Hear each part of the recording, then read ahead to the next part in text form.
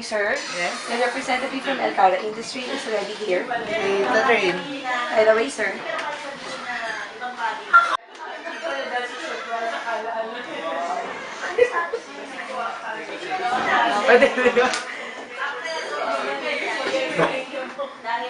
Sir, so that is our processor that's available at the moment.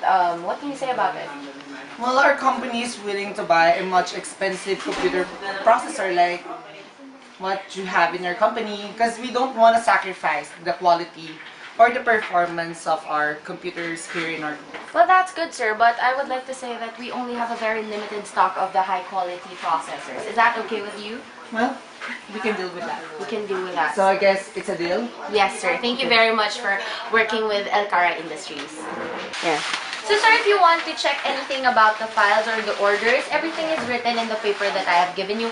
Also, I'm leaving you my contact details so that we can deal with it, or you can call me if there is any questions. Is that okay, sir? Thank you very much for your time.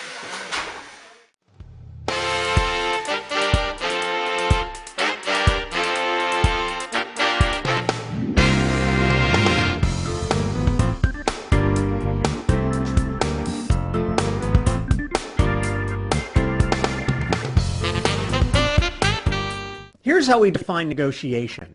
It is the process of seeking agreement where terms acceptable to all parties are elusive or at least not immediately obvious.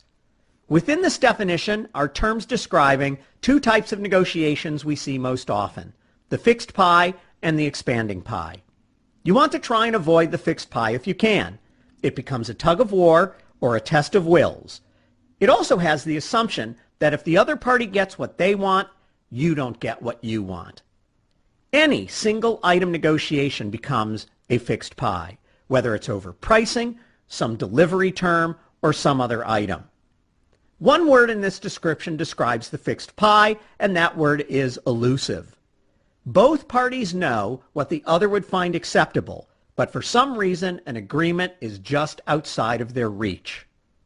The way to avoid a fixed pie, or move beyond one, if you're in the middle of it, is to try and create an expanding pie.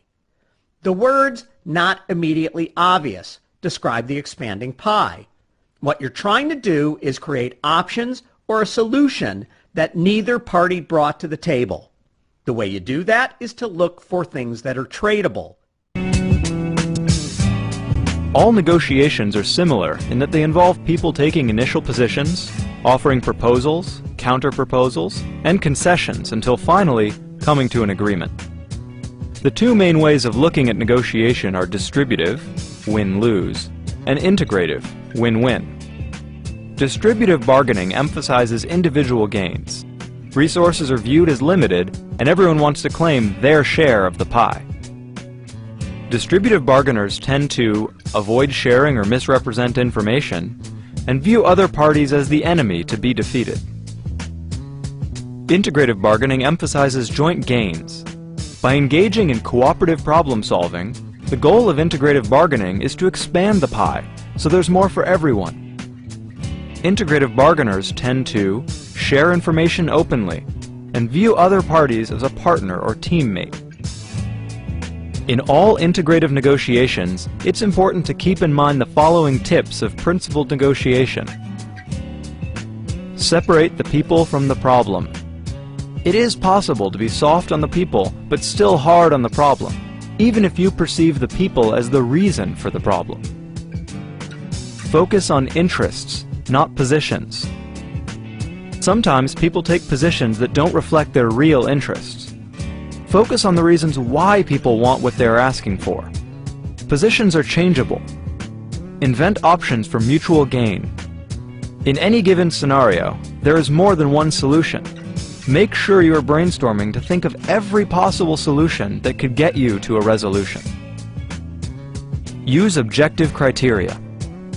Rather than making negotiations a contest of will, concentrate on using a standard agreed-upon measure of success that everyone can work toward.